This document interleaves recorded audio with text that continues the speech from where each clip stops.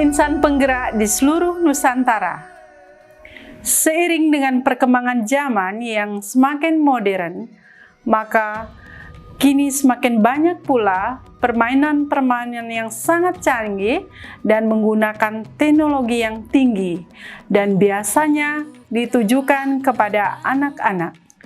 Maka tak heran jika anak-anak tidak mengenal beragam permainan tradisional yang memiliki nilai seni dan budaya serta nilai-nilai kearifan lokal.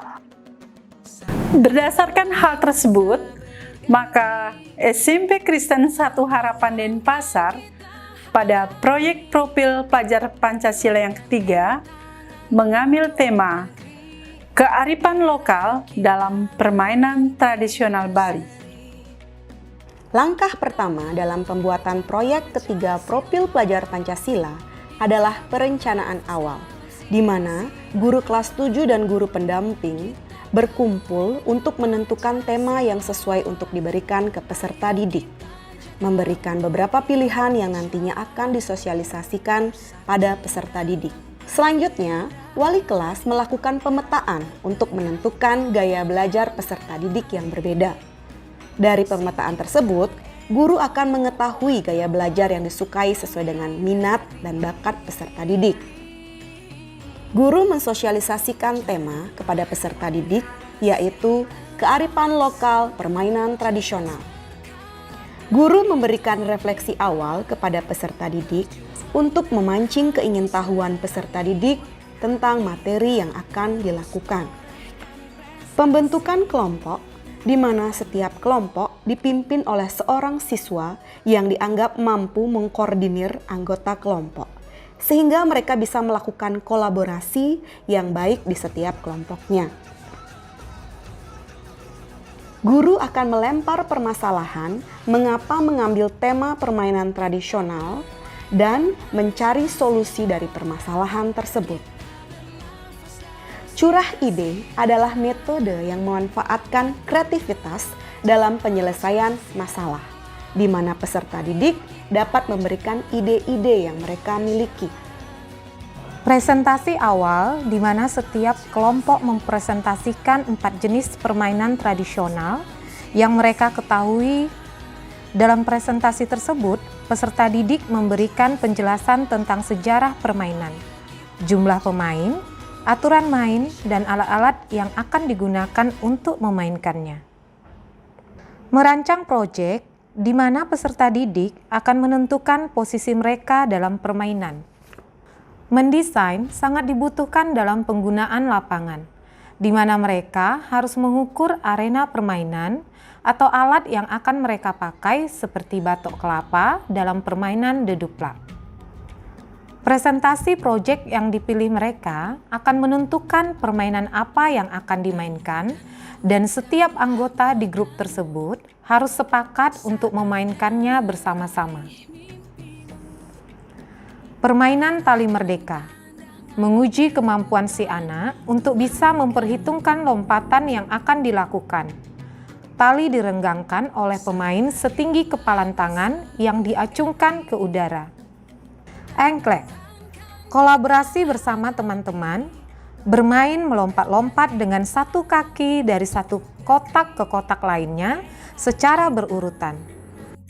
Gale-gale menjadi sebuah sarana pergaulan remaja Bali, baik dalam sosialisasi maupun rekreasi. Dapat dimainkan remaja putri, remaja putra maupun campuran. Meong-meong dimainkan oleh anak-anak di Bali, diiringi dengan nyanyian lagu meong-meong, menggambarkan usaha kucing atau meng untuk menangkap tikus atau bikul. Refleksi akhir merupakan kegiatan yang dilakukan dalam proses belajar mengajar atau proyek, bentuk penilaian tertulis dan lisan oleh guru untuk siswa, mengekspresikan kesan konstruktif, pesan, harapan, dan kritik terhadap proses pembelajaran. Halo, selamat pagi. Jadi kali ini sekolah SMP Kristen 1 Harapan sedang mengadakan proyek ketiga yang bertemakan tentang permainan tradisional lokal di Bali. Adapun sejarah-sejarah permainan tradisional itu yang kami mainkan adalah permainan dadupla yang dijelaskan. Jadi asal-usul permainan dadupla itu adalah karena dari pengaruhnya budaya Chinese pada saat masa penjajahan dan akhirnya berjerus ke Indonesia. Permainan dadupla itu terdiri dari media, 2 batok kelapa dan juga tali.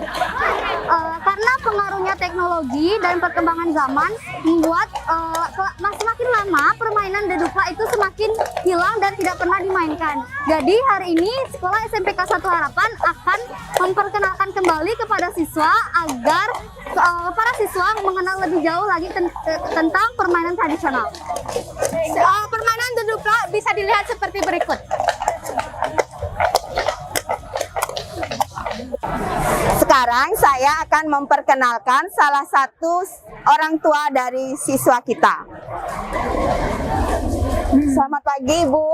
Selamat pagi. Boleh Ibu memperkenalkan diri? Ya, nama saya Lia.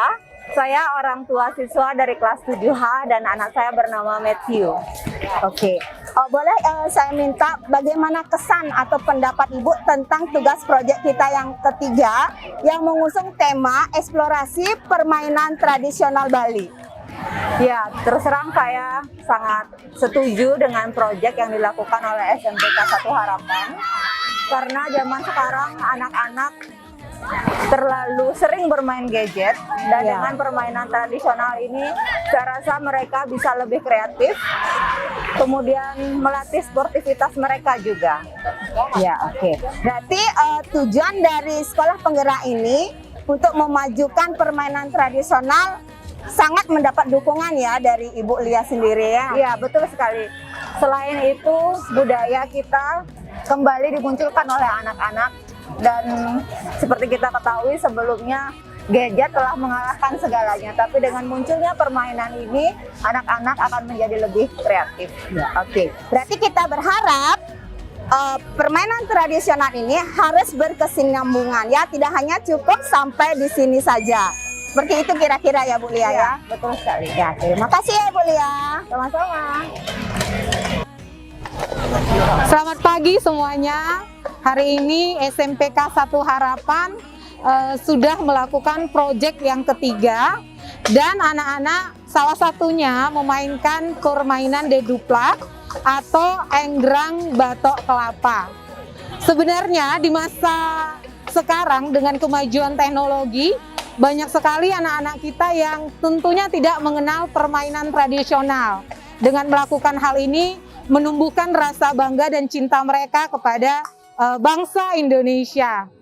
Permainan kali ini dilakukan sangat berkesan. Kesannya adalah anak-anak mampu berkolaborasi dengan baik. Pesannya tentu saja kepada anak-anak Indonesia maupun anak-anak yang berada di daerah, melakukan permainan tradisional ini membuat kita menjalin sosialisasi yang sangat baik dan membutuhkan penguasaan emosional yang baik. Terima kasih.